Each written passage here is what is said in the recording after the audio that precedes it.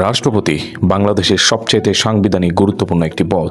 কিন্তু একজন রাষ্ট্রপতি মাসে কত টাকা বেতন পান, তার জন্য কী ধরনের সুযোগ সুবিধায় রয়েছে, আর রাষ্ট্রপতির হাতে থাকা গুরুত্বপূর্ণ সাংবিধানিক ক্ষমতাগুলোই বাকি। আজকের প্রতিবেদনে থাকছে রাষ্ট্রপতির বেতন, সুযোগ সুবিধা, মেয়াদ, গুরুত্বপূর্ণ সাংবিধানিক ক্ষমতা সম্পর্কে বিস্তারিত তথ্য। প্রথম প্রশ্ন হচ্ছে, রাষ্ট্রপতির বেতন কত? বাংলাদেশের রাষ্ট্রপতির বর্তমানে 1,20,000 টাকা বেতন পান প্রতি মাসে। এই বেতন আয়কর মুক্ত। রাষ্ট্রপতির বেতন সর্বশেষ বাড়ানো হয় 2016 সালে।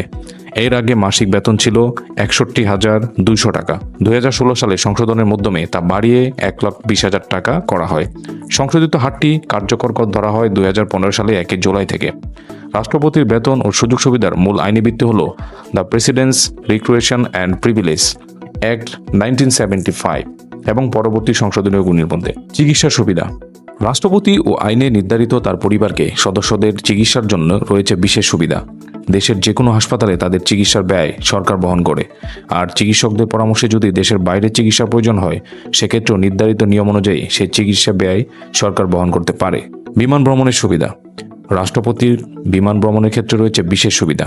2016 সালে সংশোধনের মাধ্যমে রাষ্ট্রপতির বিমান ভ্রমণের বিমান কভারেজ 15 লাখ টাকা থেকে বাড়িয়ে 27 লাখ টাকা করা হয়। অর্থাৎ এখানে 27 লাখ টাকা কোনো সাধারণ ভ্রমণ ভাতা নয়, এটি বিমান সংক্রান্ত বিষয় ও বিমা কভারেজ।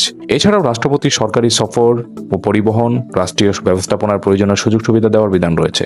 স্বেচ্ছাধীন তহবিল। রাষ্ট্রপতির জন্য রয়েছে একটি স্বেচ্ছাধীন তহবিল। এর পরিমাণ বছরে 2 কোটি টাকা। আইন নির্ধারিত ও নিয়মের মধ্যে রাষ্ট্রপতির বিবেচনায় বিভিন্ন ব্যক্তি ও প্রতিষ্ঠানের সহায়তায় এই তহবিল অর্থ ব্যয় করা হয়। এখন প্রশ্ন হচ্ছে, রাষ্ট্রপতির মেয়াদ কত বছর? বাংলাদেশের সংবিধান অনুযায়ী রাষ্ট্রপতির মেয়াদ 5 বছর। তবে 5 বছর মেয়াদ শেষ হলে দায়িত্ব সম্পূর্ণভাবে শেষ হয়ে যায় না। নতুন রাষ্ট্রপতি দায়িত্ব গ্রহণ না করা পর্যন্ত বিদায়ী রাষ্ট্রপতি তার পদে বহাল থাকেন। একই ব্যক্তি সর্বোচ্চ 2 মেয়াদে রাষ্ট্রপতি হিসেবে দায়িত্ব পালন করতে পারেন। বাংলাদেশের ইতিহাসে আব্দুল হামিদ টানা 2 মেয়াদী রাষ্ট্রপতির দায়িত্ব পালন করেছেন। তিনি এখন পর্যন্ত সর্বোচ্চ 2 মেয়াদী দায়িত্ব পালন করা রাষ্ট্রপতি। রাষ্ট্রপতি নির্বাচনের গুরুত্বপূর্ণ সাংবিধানিক ক্ষমতাগুলো একটি। রাষ্ট্রপতির অন্যতম গুরুত্বপূর্ণ সাংবিধানিক ক্ষমতা হল দ্বন্দ্ব মওকুফ, স্থগিত, হ্রাস বা পরিবর্তনের ক্ষমতা। বাংলাদেশের সংবিধানের 49 অনুচ্ছেদ অনুযায়ী কোনো আদালত, ট্রাইব্যুনাল ও মওকুফ কোনো কর্তৃপক্ষের দেওয়া দ্বন্দ্ব রাষ্ট্রপতি ক্ষমতার মাধ্যমে সম্পূর্ণ বা আংশিকভাবে মওকুফ করতে পারেন। একই সঙ্গে তিনি দ্বন্দ্ব কার্যকর স্থগিত বা হ্রাস করারও সুযোগ রাখেন।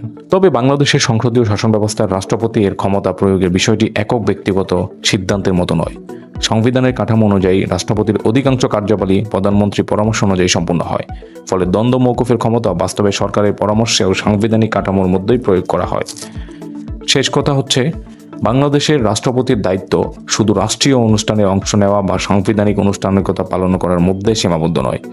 তার পদকে ঘিরে রেখেছে নির্দিষ্ট বেতন, চিকিৎসা, পরিবহন, ভ্রমণ সুবিধা, স্বেচ্ছাধীন তহবিল ও গুরুত্বপূর্ণ সাংবিধানিক পদ। আর এই সুযোগ সুবিধা ক্ষমতার অধিকাংশ ব্যক্তিগত কোনো সিদ্ধান্তের ভিত্তিতে নয়, বরং সংবিধান ও সংসদে প্রণীত আইনের মাধ্যমে নির্ধারিত।